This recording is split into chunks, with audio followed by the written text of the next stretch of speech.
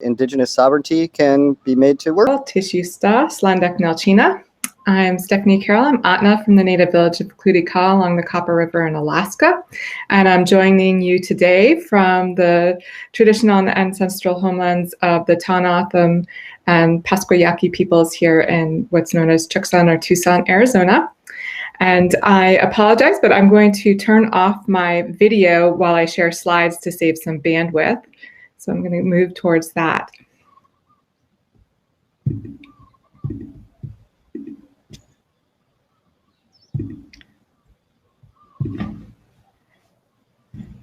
Excellent. So I'm going to talk to you today about some responsibilities for data stewardship of Indigenous data in open science.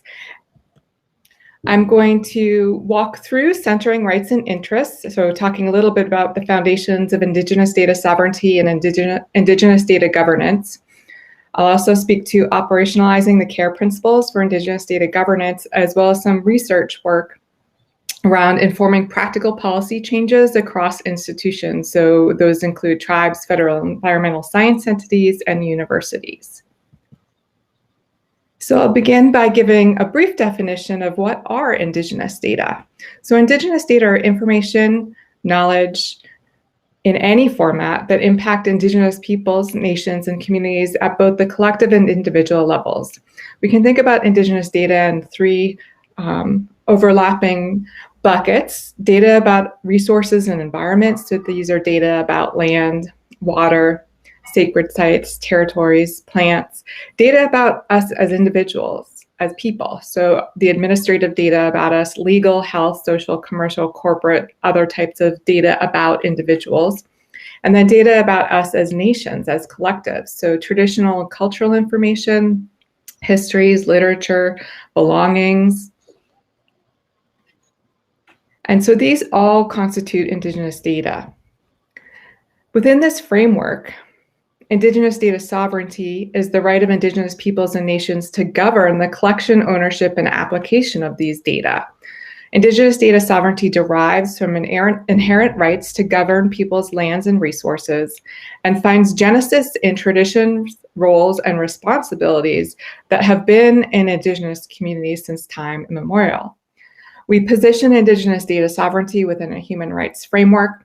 We leverage court cases, treaties, recognition of Indigenous sovereignty by other nation states, as well as the UN Declaration on the Rights of Indigenous Peoples.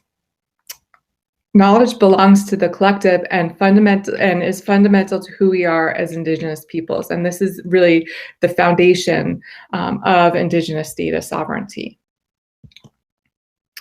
So we can think about Indigenous data and the governance of Indigenous data and the relationship between governance and data for Indigenous peoples in two distinct ways when we talk about Indigenous data sovereignty.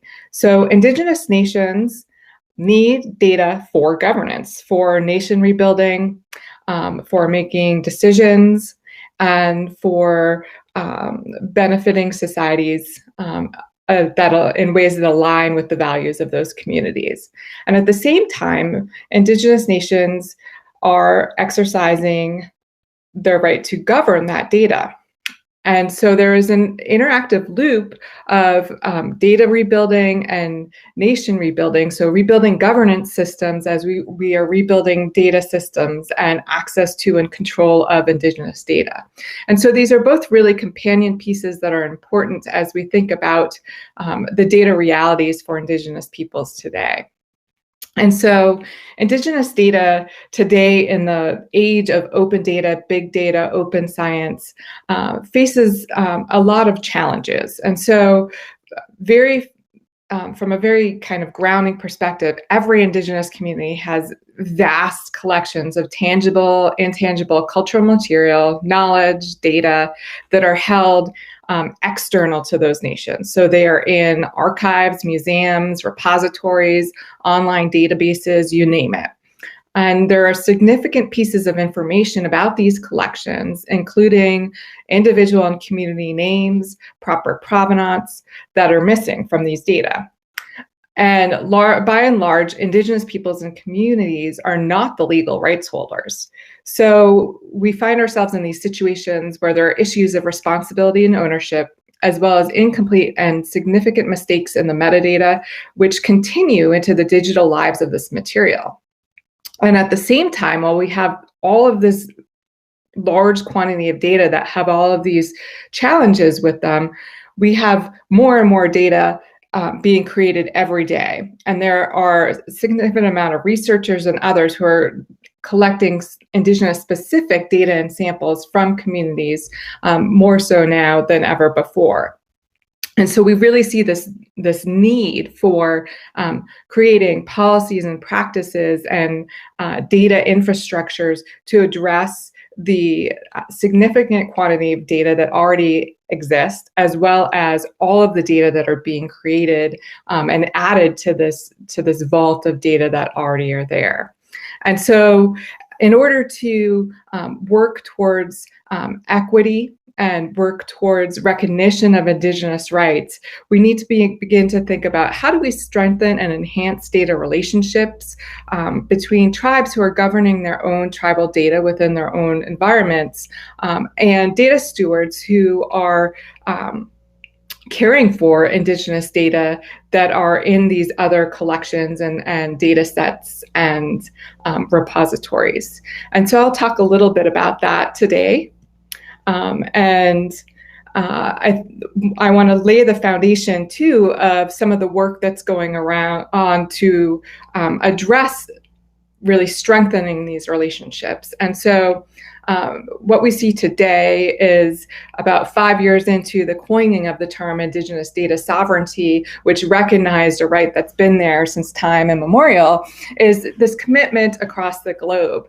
And so in Canada, Australia, New Zealand, and the United States, we have Indigenous data sovereignty networks that are Indigenous-led, and also connections through the Global Indigenous Data Alliance and the Research Data Alliance hosted International Indigenous Data Sovereignty Interest Group that coordinates those efforts at a global level and also works with others in places such as Mexico, Latin America, Southeast Asia, and Africa, who are trying to raise up and increase the visibility and the exertion of Indigenous data sovereignty rights within those arenas.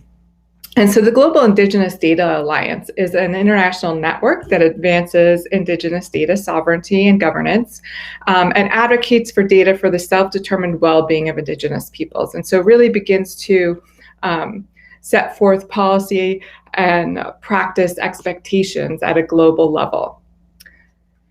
So I'm going to now talk a little bit about the CARE principles for Indigenous data governance and how we begin to shift to recognizing and addressing the needs for Indigenous governance within the external stewardship of Indigenous data, as well as access to these vast quantities of data that exist elsewhere for Indigenous peoples.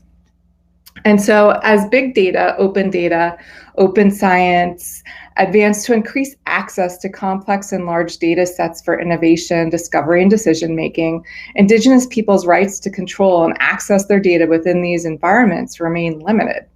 So concerns about secondary use and limited opportunities for benefit sharing reveal the tensions that Indigenous peoples feel between protecting Indigenous data, knowledge, and participating in and supporting open science, open data, machine learning, broad data sharing, big data initiatives. And so the CARE principles for Indigenous data governance set forth minimum expectations for non-tribal data actors to engage with Indigenous data and the stewardship and care of those data.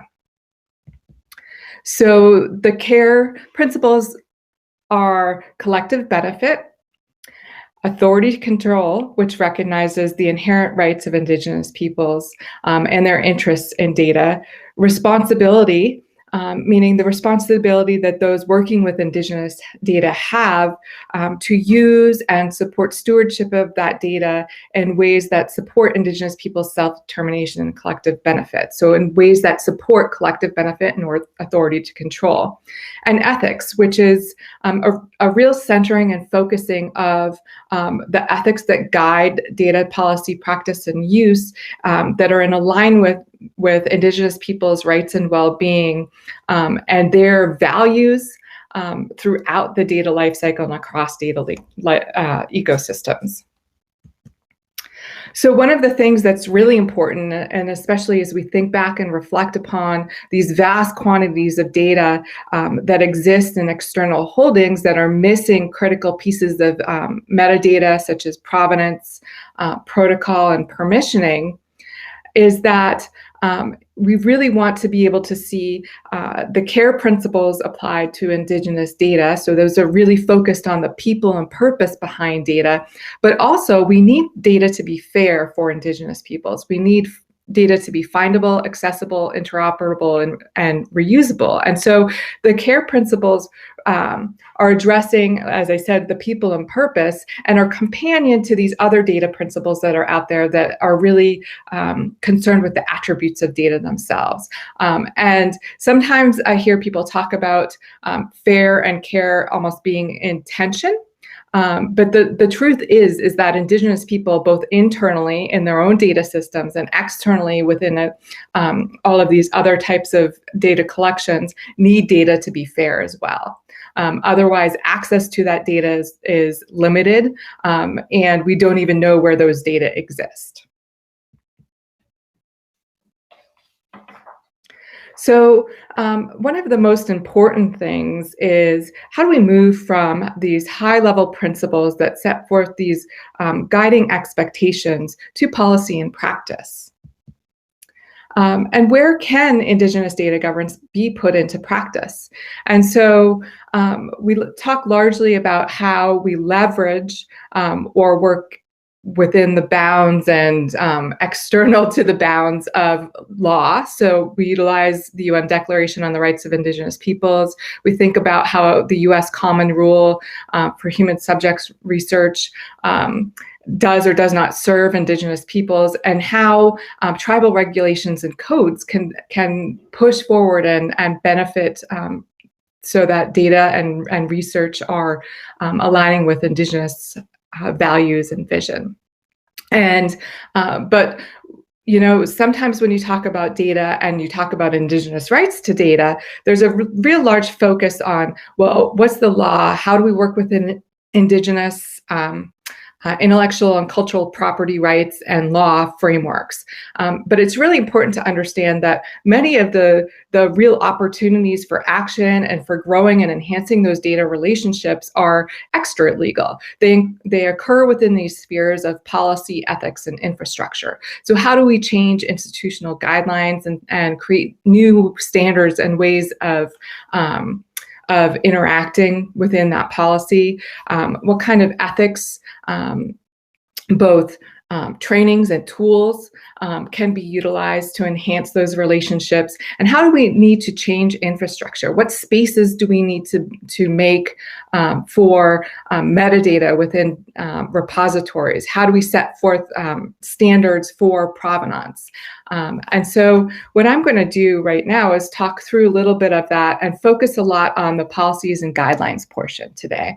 And so the care principles can really be addressed through a variety of mechanisms. And some of these mechanisms are tools that tribes use. So tribal codes, so the laws, tribal guidelines and policies, tribal research review processes. Those are all tribal tools.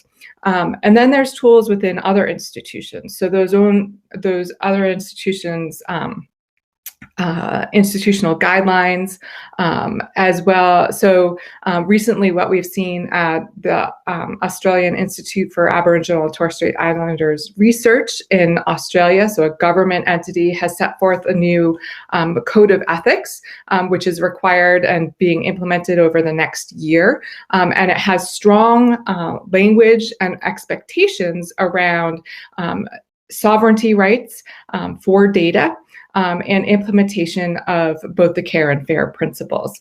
And so we're beginning to see the shift in these other institutional guidelines. And then we see things like traditional knowledge and biocultural labels and notices, which I think another speaker will speak about in this series, as tools within these digital infrastructures to change and embed, like I said, provenance, protocol, and permissions within these systems. So some of the work that we've been doing within GIDA over the past year to begin to enact policy change and ethics change is really the basic socialization of the care principles. So translation of care principles from English into Spanish, Vietnamese, some indigenous languages to increase uptake. Working with external partners. So for example, I have here ORCID. We've worked with in a series of workshops, and we'll soon have a Spanish language workshop geared towards Mexico and Latin America, as well as some workshops in Southeast Asia. And then working through some policy and practice use cases. So creating COVID-19 Indigenous data guidelines with the Research Data Alliance, participating in and seeing the care principles reflected in UNESCO recommendation on open science. I spoke to the ISCB Code of Ethics, and then there's some other work going on towards figuring out how do you implement the care principles within repositories. And then you see work towards tools. So we're working to create criteria for the implementation of the care principles. So what does that look like concretely? How can repositories, how can researchers, how can institutions implement the care principles in ways that align with Indigenous rights instead of just in name only? And some of these tools that we hope to provide are templates, as well as also contributing to the development of, for instance, the IEEE standard on the provenance of Indigenous peoples' data. So right now, what I'm going to do for the remainder of the time is talk through some practical policy change work that we're looking through from a research perspective.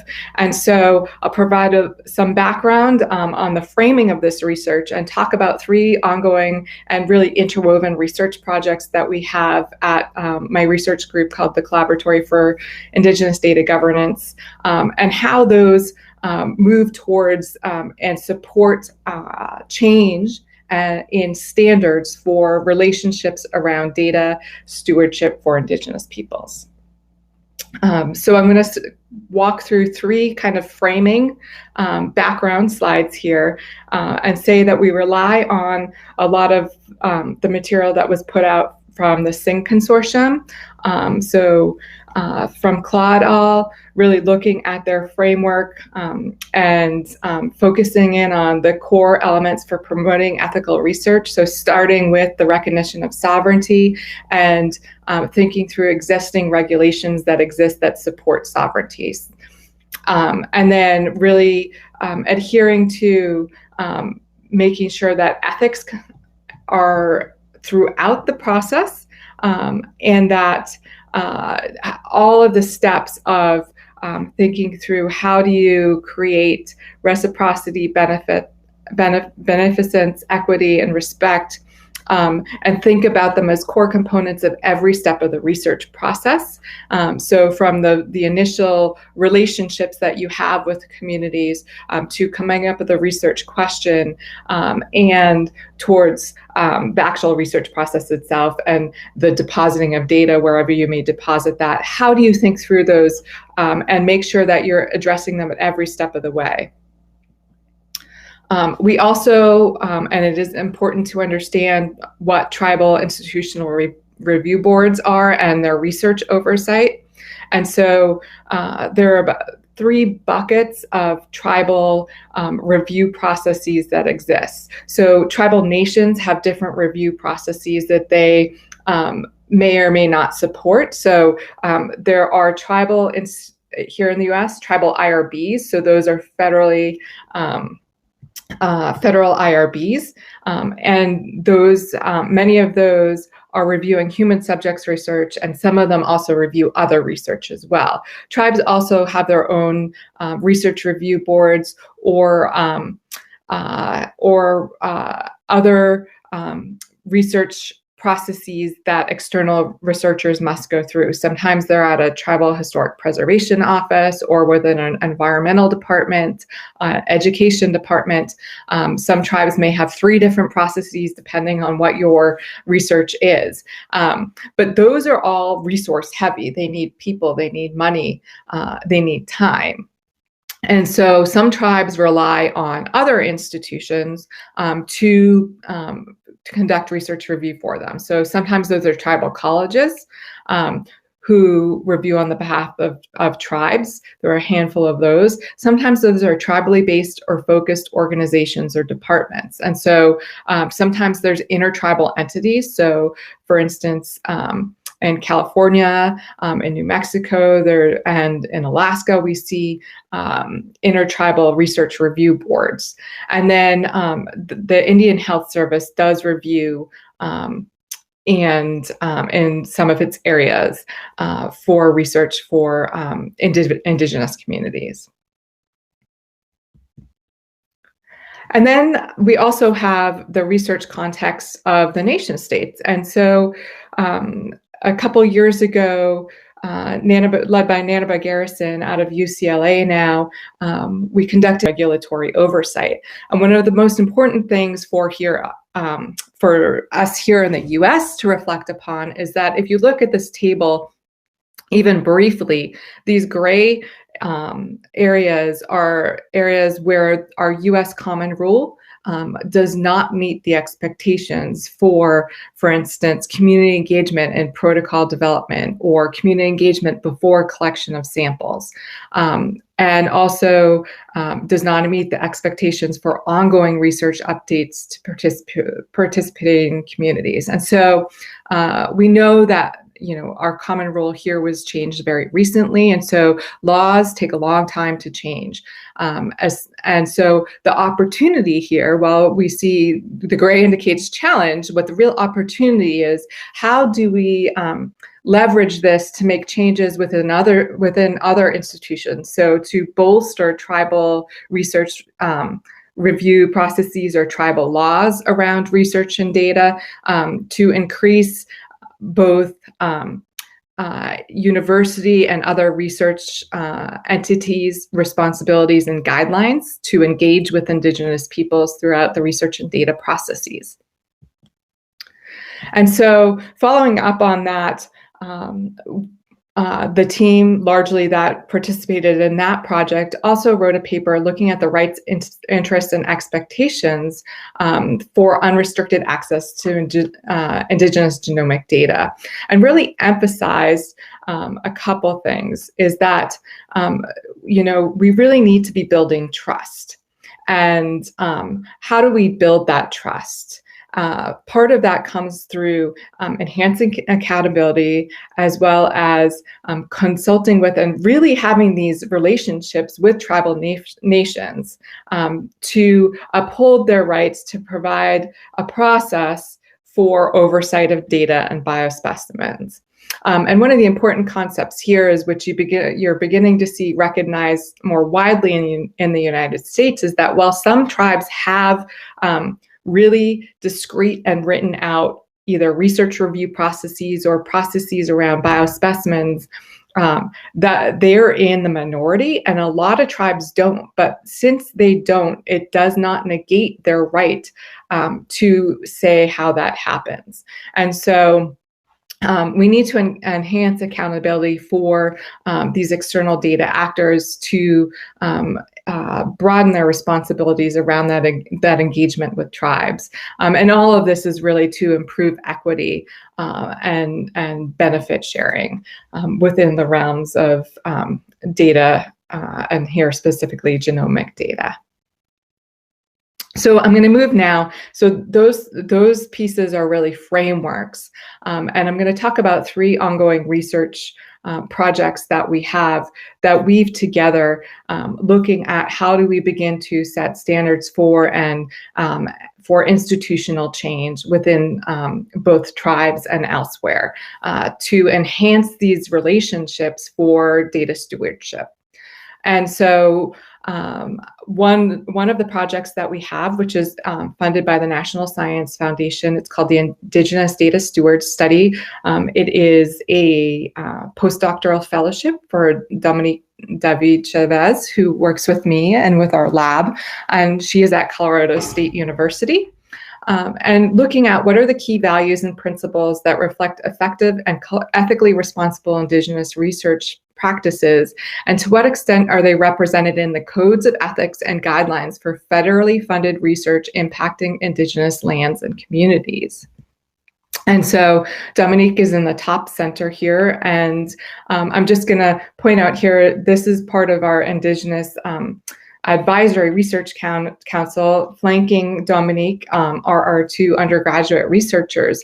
And I'll speak to the importance of this advisory council in a bit as we move through our projects.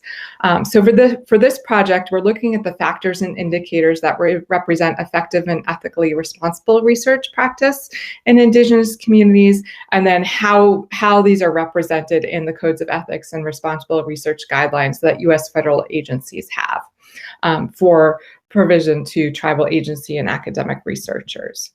And so we've completed that first step, and our preliminary findings, looking at all of these different sets of guidelines that are out there, are creating these 6 buckets of responsibilities. And so we're looking at cultural responsiveness, reciprocal relationships, honoring rights, ethics and balance, centering Indigenous governance, and being a good ancestor. And I want to point out here that being a good ancestor is strongly related to and reflects some of these other buzzwords that we hear around environmental sustainability and guardianship. And it really is our responsibility as Indigenous peoples, but also as humans, to be relating to our environment. So it's for sustainable development, respecting nature, and so forth. And so what we're doing now is using this framework and these principles to collect and analyze, or to analyze collected federal guidelines that are out there. And so we're in the process of looking through and analyzing those now, and we'll also be creating a survey to identify comparisons between Indigenous research ethics frameworks and these key federal research guidelines. And importantly, the survey will go out within this frame. And it will also be, I'll touch on it a little later, linked to some other work that we're doing as well, so that we have a broader perspective of how different actors within the research data field are engaging with Indigenous frameworks for research and data. So the second project is another project funded by the National Science Foundation, this one through their Ethical and Responsible Research Program. And it's an Indigenous data governance approach for enhancing ethical research policies and practices. This one is addressing historical barriers for effective and ethical knowledge exchange within university policies to improve research and data cultures. And so this is reflecting on the fact that we have a long history of a crisis-oriented approach to policy development for research. So thinking back on Tuskegee and some of the other egregious research offenses that we see, we're always reacting to those processes instead of thinking forward about what's the best way to create a research environment for longevity. And also we're seeking to fill the conceptual gaps between Indigenous and mainstream values in research. And so you can begin to see how this conceptually relates to the project that looks at federal guidelines. And so this project is looking at what factors advance or hinder ethical research in Indigenous communities. Again, very much linked to the same questions in the aforementioned project, but looking specifically at the factors at research institutions that support and hinder ethical research with Indigenous communities. And so some of the relevant principles here from Indigenous data sovereignty and the UN Declaration on the Rights of Indigenous Peoples that we see reflected in both of these projects is a real focus on rights holders versus stakeholders. So rights holders being those Indigenous peoples, those Indigenous nations, and the stakeholders being all of those other parties who Indigenous nations need to have enhanced relationships with for appropriate external stewardship of Indigenous data. So these are the researchers, these are federal agencies, these are intertribal organizations that might be conducting that research review. And we also see this focus on law-based relationships versus ethical and policy classifications. And so a lot of times in research, we see Indigenous peoples and our interests categorized as vulnerable and underserved. But what we're doing here is taking a rights-based perspective and looking at the rights that Indigenous peoples have as political collectives to engage in the research project and to determine how research and data stewardship occur. And then adding this layer to the research and data discussion broadly around collective and individual rights. So how do we move towards collective consent, collective ownership, collective control versus only this framework that looks at individual rights? And this is some of the biggest shakeup that the CARE principles brought to the data world was this beginning really focus on how do we talk about collective interests within an arena that's largely been focused on individual interests and rights. So the research activities looking at the university institutional policies and practices largely reflects the same framework that we're using with the federal guidelines. So there's document analysis, looking at the Indigenous codes of ethics and responsibilities and guidelines that are out there. So using that material and piggybacking off of what we've done in the Indigenous Data Stewards Project, and then collecting for university policies and practices within the US. So we're really focused on the US, but we're using an international framework. And so while we're looking at what can be done in the US to institute change, we're collecting what's been done, particularly in Australia, Canada, New Zealand, to give a framework. And so what we've seen there is what's been successful there and how can we make change here in the US? And so we will conduct a survey. And so the survey will contain some of the same questions that are in the survey for those federal research entities. Our survey will look at and collect feedback from tribal leaders, scholars, community practitioners that engage with the universities around research. And then we'll begin to create a set of, I don't particularly like the term best practice, but it's a quick way of conveying what we're talking about. So guidelines and best practices for academic institutions, and begin to field those and get feedback from two distinct communities. So of engagement. So experts such as tribal leaders, staff, Indigenous and allied scholars who think about Indigenous research and data engagement policy and practice, as well as a panel of mainstream data ethics and policy leaders from across the country. And then finally, we'll create resources and outputs. So guidelines for academic institutions, practical tools such as checklists and curricula, and knowledge transfer mechanisms such as policy briefs and training recommendations and so forth. And so what's really exciting but also challenging is that we're seeing a lot of change happen now as we're doing this research projects, both within the federal government and within universities. And so while that's a challenge, that's an exciting challenge for us to be able to see that more and more institutions are engaging with how do we more responsibly have research and data relationships with Indigenous communities here in the US.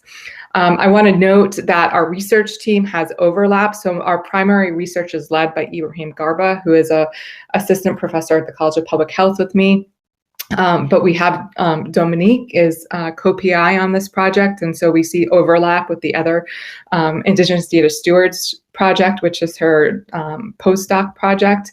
And our advisory board also has some overlap and with Maggie Kovac and others in terms of being able to knit together the work that we're doing.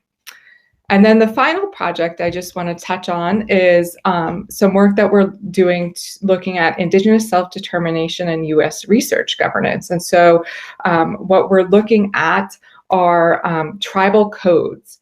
So these are tribal laws to identify areas of concern and opportunity within tribal laws, responses to ethics and policy gaps that might exist, the legal limitations, so there, as well as strategies for fostering meaningful individual and collective tribal participation in these changes that are occurring in other institutional environments.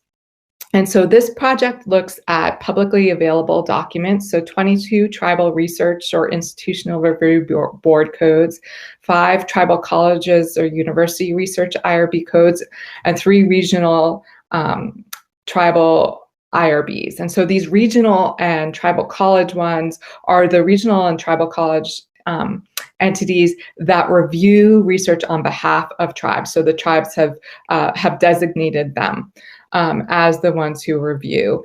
And so we knit together both the Garrison et al. Framework with some of the other frameworks I talked about in the beginning, and came up with a number of thematic areas to collect data on while doing the document analysis of these different tribal research codes and other tribal serving institutions. And so I'm going to talk about 3 of these different areas, but we look at jurisdiction, engagement, participation, evaluation, pre-publication review, and so forth.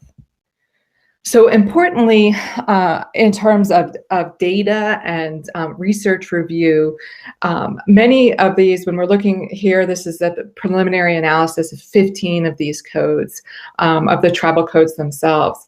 And we see that sovereignty claims, recognition of tribal sovereignty exist in 5 of these 15 codes, as well as formal approval from the tribe, regardless of other external review approvals. So like regardless of a university IRB requirement. But where we see real strength in language is applying the provisions of the tribal law to territory lands of the tribe, which isn't that shocking. But what we begin to see is ownership claims in a broader context. So we see in 4 of these 15 that provisions apply on the territories on the territories and land, but also off the reservation as well. And so to all data and information generated and produced by research conducted in the community, but also and narrow our terms for all materials wherever they may be, is one quote from one document. And then also in this expansion of jurisdiction, we also see the provisions applying to research with tribal citizens and members based on affiliation and identification, not on where they're living. And so the application of the rights of tribal research review and data relationships when researchers are working with tribal individuals who live off of tribal lands and with biospecimens or other materials that might be off tribal territories. So these are explicit statements within some of these tribal documents. So here we see document mentions the right of the tribe to maintain control jurisdiction over samples, research materials stored in other locations, and separate formal approval consent agreement for tribes for the future and secondary uses of data, which are important considerations as we begin to strengthen data relationships. From an intellectual property perspective, we see 6 tribes of the 15 mentioning copyright, 5 mentioning patents, 2 mentioning trademarks, and then 4 mentioning cultural or intellectual property. And so there are implications, obviously, for tribes, universities, the federal government, researchers, and others. There's implications for acknowledgement of tribes and indigenous peoples as legal sovereigns, processes. Not all tribes can have a really robust, well-resourced tribal institutional review board. Many tribes are very small, but all tribes can have laws which set expectations for research. And so there's a lot of space for tribes to set forth tribal research and data laws that set forth their expectations and for engagement, consultation, consent, and permissioning of research and data. And then policy work and ethics work too. So I'm going to close up with talking briefly about why are these research efforts important? So they begin to inform new standards for research guidelines, for data guidelines, and provide perspectives of what is already going on external to the US within Canada, Australia, New Zealand in terms of in terms of Indigenous expectations and guidelines for research, and how within the US do our federal agencies, do our universities kind of line up with those expectations and guidelines in terms of their own institutional policies and practices. So these projects will provide data to guide the development of resources and trainings for grant makers, agencies, administrators, researchers, and others, to provide capacity building for tribes, but also for all of the others involved in these research and data relationships. Provides mentorship for Indigenous scholars and for strengthening intertribal and cross-cultural collaborative partnerships at the national level. So providing information towards that. And we're really seeking to inform research policy and data governance to enhance accountability and improve equity, and towards supporting reciprocity and trust between research institutions and Indigenous communities. And so in terms of the kind of where the rubber meets the road about operationalizing Indigenous data governance, we see the real importance of leveraging international norms. So leveraging care and fair principles, leveraging the UN Declaration on the Rights of Indigenous Peoples. We see the need for developing a strategy for bidirectional capacity enhancement and funding for the infrastructure, for hard and soft infrastructure to enhance trust, accountability, and equity. How do we fund these data relationships? Because a lot of this work isn't really funded to create these policies and practices, but also to begin to think about how do we set forth these changes in the data infrastructures. We see a strong need for co-production of policy and practice that embed Indigenous rights, interest, and ethics into non-Indigenous environments. So I'm thinking back on that IATSIS policy that they have in Australia now that will be embedded across and expected to be adhered to by all researchers and those, whether they're at universities or in private sector or where else. A need to promote alternative licensing and agreement systems that support communities in their engagement with external data systems. And finally, a need to create, expand, and implement practical mechanisms within data infrastructures that embed provenance, protocol, and permissions. So these are those things that I didn't talk so much about, but are really important. So mechanisms for using metadata and data standards. And that is the end. All right, Stephanie, thank you very much. We have some time for questions. You feel free to use the question box on the side of the application here, and we're waiting for any of those. I actually have a question for you, Stephanie. So one of the things in the SING principles that you only alluded to very briefly at the end, that I'm particularly interested in as a training program director, is the capacity building piece. So could you talk a little bit about what's necessary in terms of capacity building? Is it human capacity? Do we need to train more people who can sit on Indigenous review boards, or do we need more training in the fundamentals of data stewardship? Is it physical capacity? Do we need space or equipment or things like that? What kind of capacity building work do you see? Yes, so there is a strong. I'm listening. Sorry, Siri is being tipped off here. So there is a strong need for capacity building within and for Indigenous peoples, as well as within these external entities. I will focus right now on the capacity building for Indigenous peoples, and so I would love to see more Indigenous data scientists and across spheres. But what we've been really focusing on in the early stages of our work in Indigenous data sovereignty and governance is making data aware and building capacity for data awareness. And there's a lot of fear and even myself coming into this arena, because I did not come from a data heavy background, thinking that I didn't have that much knowledge about data.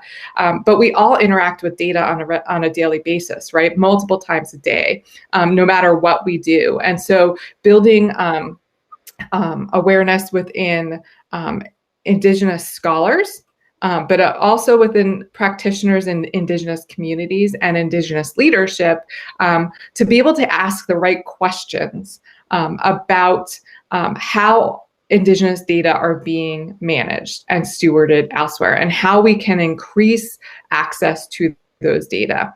And I think, during COVID, we've seen some of the crises around us laid bare, where we don't see a real knowledge around Indigenous rights to data, and where we saw really what is an extractive perspective, right? So of data sharing, meaning data flowing from Indigenous peoples to external places. But really, COVID has laid bare both for not only just for COVID-related health data, but for environmental data as well, this real need of Indigenous people's access to our data that's everywhere else. And so how do we build up capacity within Indigenous communities and for Indigenous scholars to be able to conduct that type of business? Which means you have to be able to do some of the stewardship and governance work to create data sharing agreements, to grow those relationships, but then also to access and use that data. So how do we build up the data science capabilities within our communities? And so there's a broad array, and you have seen, thankfully, over the past, I really think 3 years, growth in these offerings in terms of some of the stuff that's coming out for data science within genomics data, but also building up capacity for tribal research and data governance itself.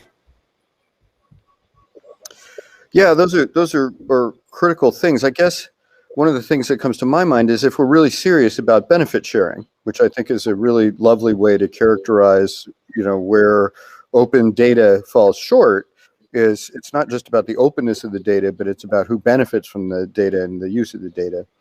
But we need, more tribal capacity to sort of set, I don't want to say the terms, but to set the goals for how Indigenous peoples could benefit through the collection, analysis, and broadly the use of this kind of data. That's the sort of, if benefit sharing is really going to be a thing, we need a strong statements from those communities about how the data could be used to benefit folk.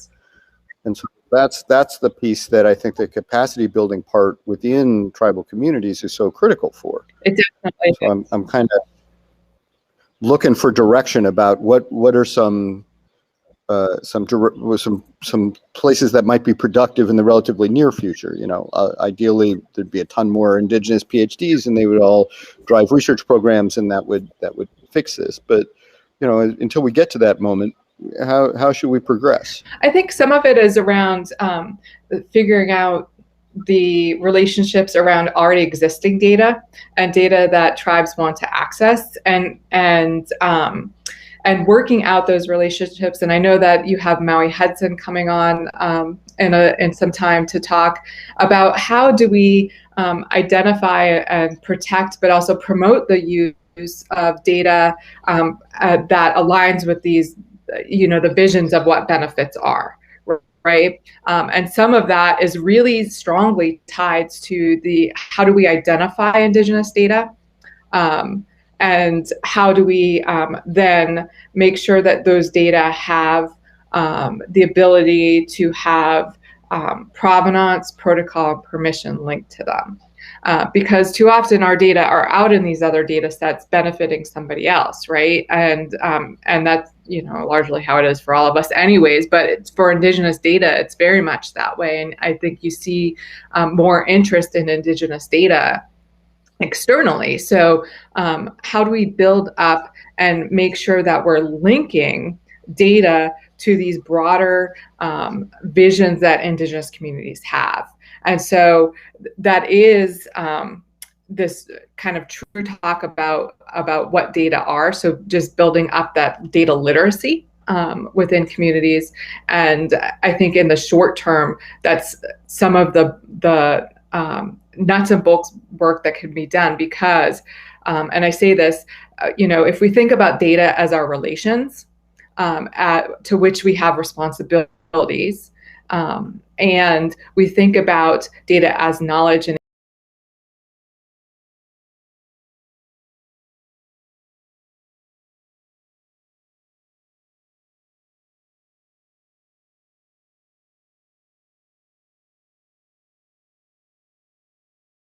why it's important that we also have protocols embedded with that information. So protocols such as everything from whether the data can be used for research purposes to maybe these data can only be used during this season.